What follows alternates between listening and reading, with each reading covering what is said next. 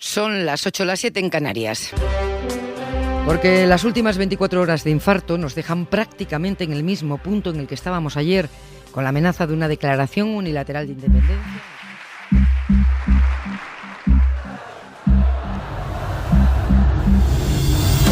Creo que gente de buena fe en Barcelona y en Madrid apostó fuerte por una solución paccionada y al final pues vimos que era imposible. Entramos en un territorio absolutamente desconocido y sobre todo, tal como se ha demostrado, peligrosísimo desde un punto de vista democrático. Un día trepidante dentro de un mes trepidante que nos marcó y nos marcará la vida a todos. Ha habido una mezcla, ¿no?, entre la realidad, la ficción, la aventura. Todo bastante surrealista, era como una montaña rusa, ¿no?, que subías, bajabas.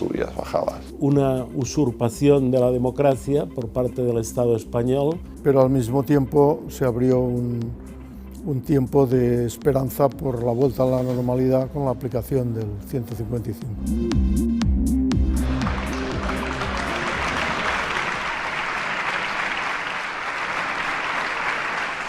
Yo viví los dos grandes episodios, acontecimientos que ocurrieron ese día. Yo hice de interlocutor entre el Senado y el presidente Puigdemont para ver si venía aquí al Senado a comparecer, pero después se vio que también había toda una jugarreta montada, pues que no quedaba muy claro cómo él podía defender sus argumentos aquí. Presidente, ¿qué va a hacer mañana? El Grupo Parlamentario Socialista in voce va a retirar la enmienda que estaba viva sobre esta última oportunidad para paralizar el 155. Muchas gracias. Hubo una cierta discusión dentro del grupo del Partido Popular sobre si se tenían que aceptar o no las enmiendas que había presentado el Partido Socialista, que pedía, pues, entre otras cuestiones, que no se interviniera TV3 ni los medios de comunicación públicos.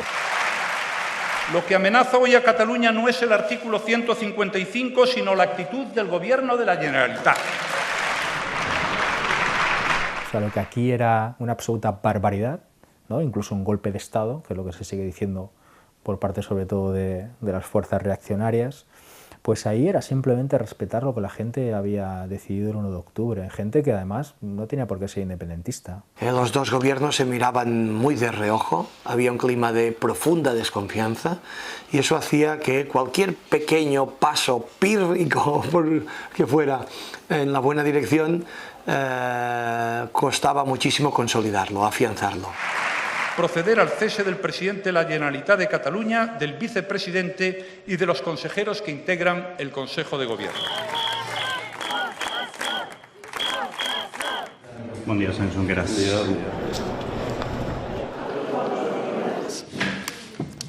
Habíamos mantenido una muy buena relación previamente a todo el proceso. Él estaba como muy preocupado. Yo diría que además su aspecto físico, ¿no?, denotaba pues, preocupación, bueno, estaba como un poco hundido. Me trasladó, bueno, que solamente era posible esa convocatoria de elecciones si se cumplían algunas de las propuestas o de las condiciones que él había ya manifestado, en este caso al Lehendakari Urkullu. Que la resposta a aquesta agressió de l'article 155 de la Constitució sigui continuar el mandat del poble de Catalunya en el referèndum del dia 1 d'octubre. Vostès, avui, amb la culminació de la DUI, ho rebenten tot. Y por eso Ciudadanos no va a permitir que se rompa España. No lo vamos a permitir que nos dividan. No vamos a permitir que nos arruinen, señor Puigdemont y señores de Junts pel Sí. I el viol. Como unos cobardes. Anem a procedir la votació. Yo vi actitudes absolutamente miserables por parte de según qué diputado de PP, PSOE y Ciudadanos. Iban a reventarlo todo. Bueno, el hecho de alinearse con una de las derechas más reaccionarias que hay en Europa, que es el PP y Ciudadanos, apuntarse a lo del golpe de Estado y sobre todo aquí votar en el Congreso a favor de un Real Decreto para que las empresas que quisieran se marcharan de Cataluña. Me parece que eso es bastante miserable, sobre todo viniendo de un partido con unas siglas gloriosas, socialista y catalanista, supuestamente. Sí, me parece bastante miserable. Estem esperant que arribi l'urna. Cometieron el error de no querer socializar entre PDeCAT bueno, en aquel momento Junts pel Sí, Esquerra, todos, no querer socializar el coste de decirle a la gente, a las personas la verdad, que aquello que se había prometido no era viable. Entonces eran conscientes de eso y se notaban las caras, se notaba en el ambiente. No era un ambiente de alegría, no era un ambiente de júbilo, un ambiente forzado. De aquel momento que nos levantamos, yo guardo una imagen que me parece lamentable. Y es cuando nosotros abandonamos los escaños, los diputados del Partido Popular, cada uno de nosotros en su escaño dejó una bandera catalana y una bandera española. Lo que me indignó profundamente fue ver cómo una diputada de Podemos se levantaba y retiraba las banderas españolas. O sea, a mí me parece que es una auténtica ofensa. Señora Martínez, señora...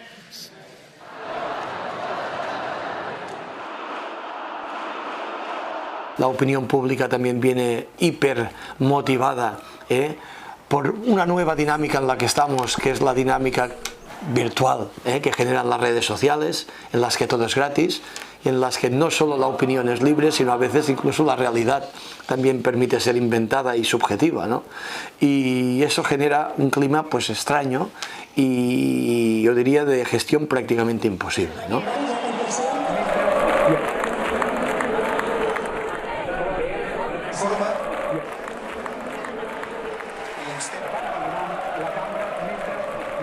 Anem a procedir a la votació perquè és legítima.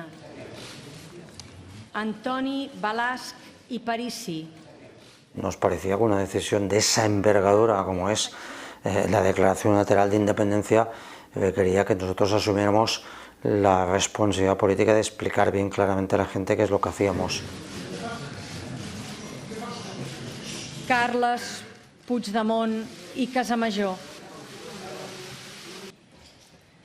Susana Beltrán García. Constituïm la República Catalana com a estat independent i sobirà de dret, democràtic i social.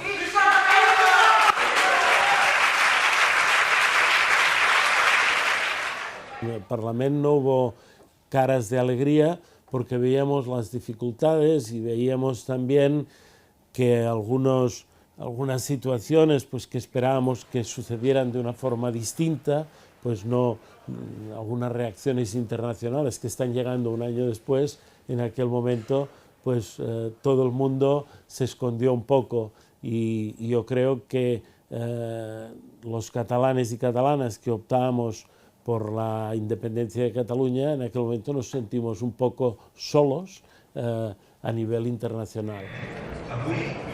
A mí hay una escena que no se me olvidará nunca. Había dentro del Parlamento unos centenares de alcaldes con sus varas de alcaldes y alcaldesas proclamando la República y celebrando la llegada de la República. En la calle gente haciendo la misma celebración y segundos antes en la mesa del Parlamento la secretaria primera del Parlamento independentista había hecho constar en el acta que quedara muy claro que la resolución que se iba a votar no tendría ningún efecto jurídico. Los alcaldes y alcaldesas tomaron un protagonismo, yo desde mi punto de vista, innecesario y que fue provocado por el presidente Puigdemont. Un día donde las cosas se aparentaban de una manera y eran de otra. Ciutadans de Catalunya, venen hores en què a tots ens pertocarà de mantenir el pols d'aquest país, del nostre país, de mantenir-lo sobretot en el terreny de la pau, en el terreny del civisme i en el terreny de la dignitat.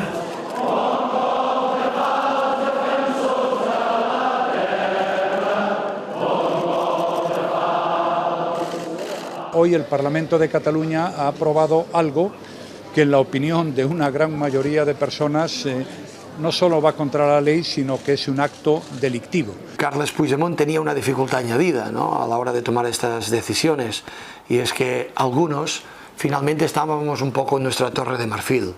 Yo era un político que me podía permitir ser un poco más aséptico, ¿no?, porque mi entorno relacional, mi entorno social estaba más desvinculado del activismo, ¿no? Sin embargo, Carles Puigdemont procedía, en cierto modo, desde un punto de vista sociológico de estos entornos. Eso le incorporaba una gran presión, ¿no? Porque muchas de estas personas tenían su teléfono móvil personal y por lo tanto podían marcarle muy de cerca, y yo creo que dificultarle la serenidad y la distancia con la que un hombre de Estado debe tomar sus decisiones.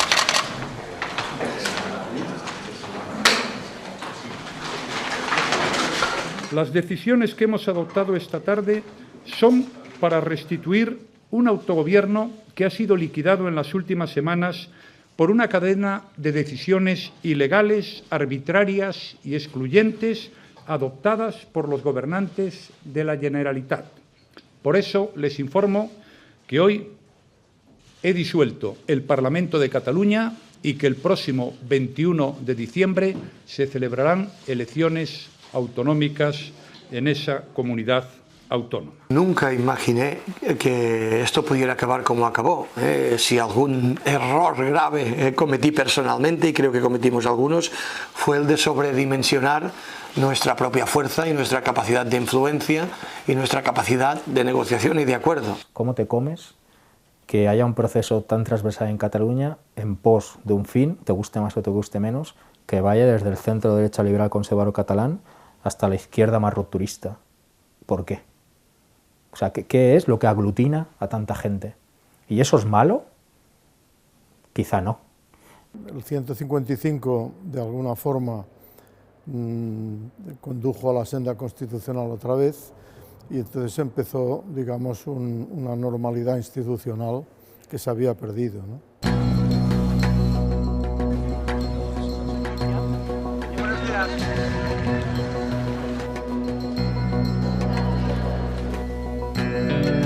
Un año después tenemos una situación en la que han cambiado muchas cosas, pero nada de lo sustancial se ha movido, fundamentalmente porque creo que hay una losa que impide que se mueva, que es la situación de prisión de los dirigentes independentistas, algunos de ellos más de un año, de una manera que yo he dicho desde el principio que me parece absolutamente injusta. Aquí tenemos un problema político y solamente a través de la política podemos dar una solución. Ni el Partido Popular en el gobierno de España, ni Convergència i Unió, o PDeCAT, o Junts per Catalunya, con Esquerra Republicana de Cataluña, sabieron estar a la altura que merecía la situación. Yo creo que todos hemos aprendido también que todo es planteable, pero que hay que hacer las cosas bien. Y además, yo creo que si no nos hemos serenado más aún, es porque esta sociedad todavía tiene heridas abiertas, sangrando.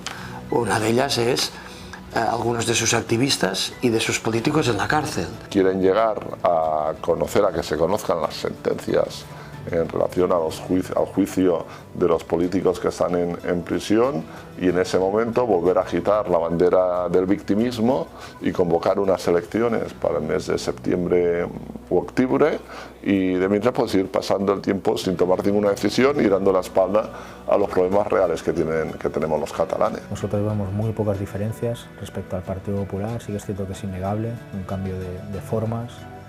Yo siempre digo lo mismo, al final la diferencia entre Zoido y Marlaska, lo digo con broma o no tanto, que Marlaska es más guapo, pero nos sigue diciendo un poco lo mismo. Sí que es cierto que se agradece según qué cosas, pero siguen teniendo a 9 personas en la cárcel. Hay que considerar aquello como un pasado y que en este momento estamos en un momento de inflexión que debe hacernos pensar que hay que volver mediante un trabajo de todos y una buena voluntad de todos, a una concordia que no debía haberse perdido nunca. Realizar lo que se realizó en Cataluña siempre es muy complicado porque, vivimos en un Estado español, con un Estado de las autonomías, con un falso autogobierno, porque hemos visto que todo esto es una farsa, y entonces lo que yo creo es que era el momento de hacerlo, porque la oportunidad te pasa cuando te pasa, y tal vez se hubiera tenido que llegar pues hasta proclamar ya directamente la República, o de la forma que hubieran querido el Parlamento y el Gobierno de la Generalitat, que esto eran ellos quienes lo tenían que decidir.